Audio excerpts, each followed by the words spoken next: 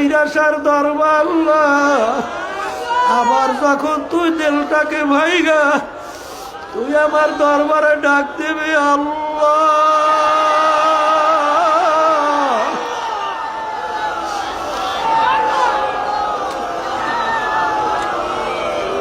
তুই ডাক দিতে দেরি তোকে আমি মাফ করতে দেরি না। বাজার আমার মালিক কেমন দয়ার মাওলা। এ মন কি বুঝা, ভালো করে বুঝাও। কার মহব্বতে পড়বা, কার প্রেমে পইরা জীবন শেষ করবা? আমার মালিক কেমন দয়ার মাওলা, কেমন আল্লাহু আকবার, কেমন রহমতের মাওলা। বাজার আল্লাহু আল্লাহ। মুসা আলাইহিস সালাতু ওয়াস সালামের জামানায় বাজার অনাবৃষ্টির কারণে ফসল হয় না, মানুষ কষ্ট পায়। মুসা আলাইহিস সালাতু ওয়াস সালাম লোক নিয়ে দোয়া করে, মালিক বৃষ্টির অভাবে ফসল নষ্ট, মানুষ মারা যাওয়ার উপক্রম, মালিক তুমি দয়া মায়া করে রহমতের বৃষ্টি নাযিল করো। আল্লাহ রাব্বুল আলামিন বলল, হে জামানার নবী মূসা, তোমার এই মজলিসের ভিতরে এমন এক আমার পাপী বান্দা আছে, তাকে না উঠানো পর্যন্ত তোমাদের দোয়া আমি কবুল করব না। মুসা আলাইহিস সালাতু ওয়াস সালাম ডাক দিয়া বলে, এই মজলিসের ভিতরে এমন কে পাপিষ্ঠ, যেই পাপিষ্ঠর কথা আমার মালিক আমাকে জানাইলো, সেই এই পাপিষ্ঠ মজলিস থেকে না উঠলে আমার মালিক আমাদের দোয়া কবুল করবে না। হে পাপিষ্ঠ, তুমি এই মজলিস থেকে উঠা যাও। যে ওই পাপিষ্ঠ সে তো বলছে, আমি ছাড়া এত বড় পাপী আর কেউ নাই,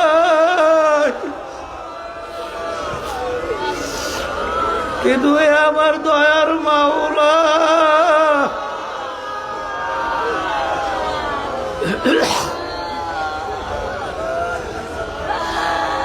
হে আমার মায়ার মাওলা, আমি যদি এখন এই মজলিস থেকে উঠি তাইলে তো সবাই আমাকে চেনবে আমি একটা বড় পাপিষ্ঠ, আমি সমাজে কিভাবে মুখ দেখাবো? এ আমার মালিক,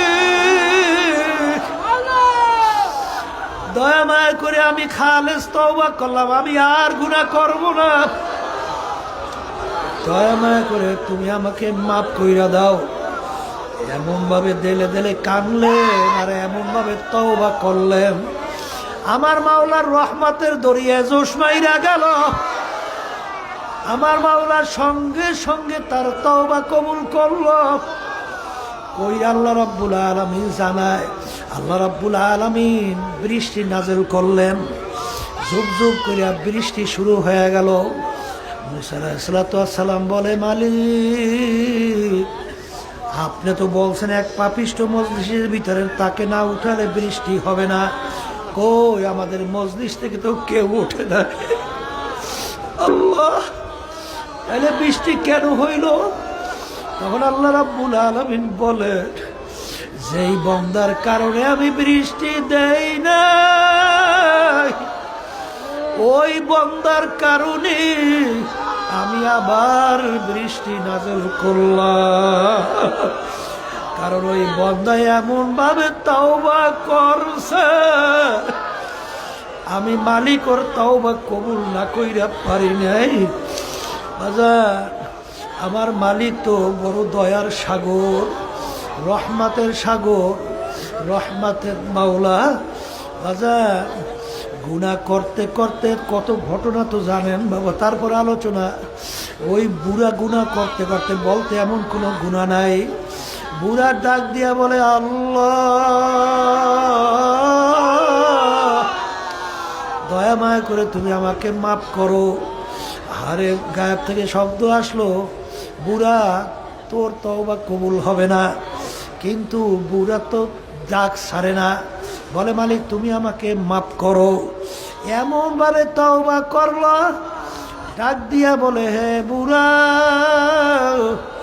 তুই যখন আমি মাওলা ছাড়া আর কোনো মাওলা দেখো নাই, আমি মাওলার দরজা ছাড়া আর কোনো দরজা তুই যখন দেখলি না, আরে যা যা যা, আমি তোর জীবনের সব গুনাহ মাফ কইরা দিলাম, এমনকি তোর গুনাহকে আমি নেকের দ্বারা পরিবর্তন কইরা দিলাম। এই জন্য আমার বাজানদেরকে বলবো, পর্দারে মা বোনদেরকে বলবো, আমার মাওলার রহমত কোনো সীমা নাই, কোনো সংখ্যা নাই। কিন্তু বাজান, মাওলার রহমত আসার জন্যে বাজান শর্ত হইল নিজেকে নিজে ছোট মনে করা লাগবে। মেটা দে আপনা হাস্তি কো আগার কুছ মর্তবা চাহো, কেদানা খাক কে মেলে গোলে গোলজার হতা হ্যায়। যতক্ষণ পর্যন্ত একটা বিচি দানা নিজের অস্তিত্বকে মাটির সঙ্গে বিলীন না করবে, ততক্ষণ পর্যন্ত ওর থেকে কোনোদিন গাছ ওঠার আশা করা যায় না। এই জন্য আমার ভাইদেরকে বলো, পর্দারে মা বোনদেরকে বলবো, বাজার আমাদের নামাজের ত্রুটির কোনো শেষ নাই, রোজার ত্রুটির কোনো শেষ নাই, অন্যান্য ইবাদতের ত্রুটির কোনো শেষ নাই। বাজান ইবাদতের মাধ্যমে আল্লাহ পর্যন্ত পৌঁছবো কোনোদিন সম্ভব না। ইমাম গাজ্জালী রহমাতুল্লাহি আলাইহি লেখেন, আর আমাদের তরিকার মুরব্বী রশিদ আহমদ গাঙ্গুই রহমাতুল্লাহি আলাইহি তিনিও বলেন, আল্লাহ এবং বান্দা বান্দির মধ্যে 70,000 নূরের পর্দা আছে। একটা পর্দা পার হইতে বান্দাবান্দির 500 বছরের সময় লাগে। কোনোদিন বান্দাবান্দি নিজের ক্ষমতায় একটা পর্দা পার হওয়া সম্ভব না। কিন্তু বাজান, আল্লাহু আকবার, যালিকা ফাদলুল্লাহ ইউতিহি মাইয়াশা। আল্লাহ রাব্বুল আলামিন যার উপরে দয়া এসে যায়, মুহূর্তের ভিতরে 70,000 নূরের পর্দা পার হইয়া বান্দাবান্দির সঙ্গে আমার মাওলার সম্পর্ক তৈরি হইয়া যায়।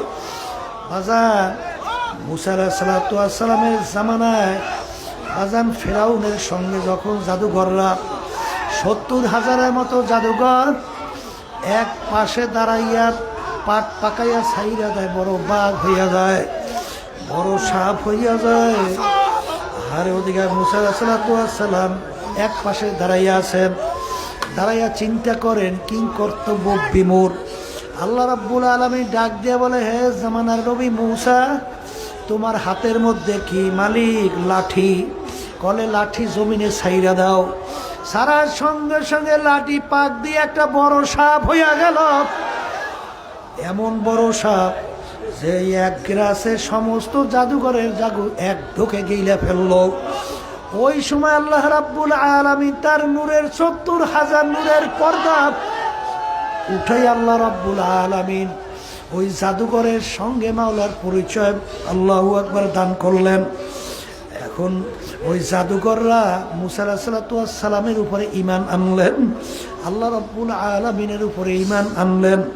ফিরাউন বলল, তোরা ফের, নালে তোদের ডান হাত কাটবো, বাম হাত কাটবো, বাম পাও কাটবো। তখন জাদুঘররা বলে, ফেরাউন,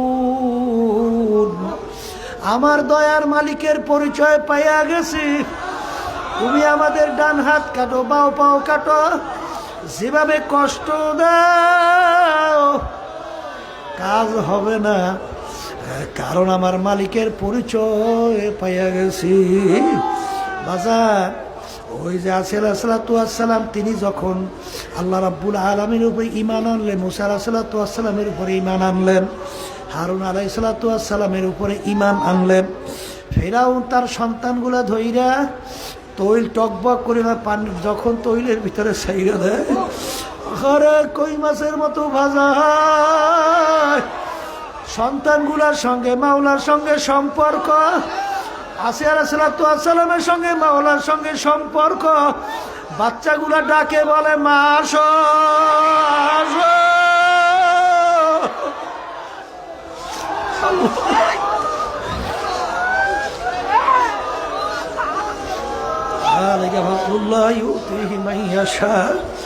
আল্লাহ রাব্বুল আলামিন যাকে দান করবে এছাড়া কোনো দিন সম্ভব না।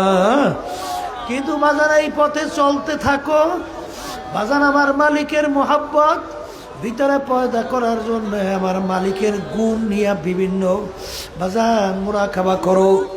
আমার মালিকের দয়া মায়া নিয়ে মুরাকাবা করো। আমার মাওলার আযাব ও গজব নিয়ে মুরাকাবা করতে থাকো।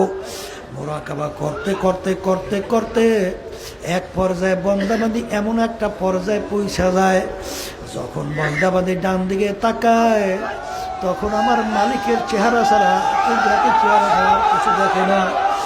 বাম দিকে দেখায় মালিকের কুদরতের চেহারা ছাড়া আর কিছু দেখে না। বামের দিকে তাকায়, সামনে তাকায়, আল্লাহু আকবারের পরে এমন একটা পর্যায়ে পৌঁছে ওয়াতাবাত্তাল ইলাইহি তাবতীল।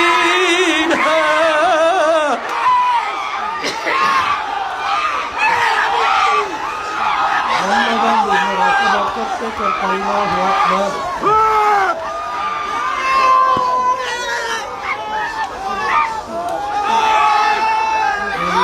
চলতে চলতে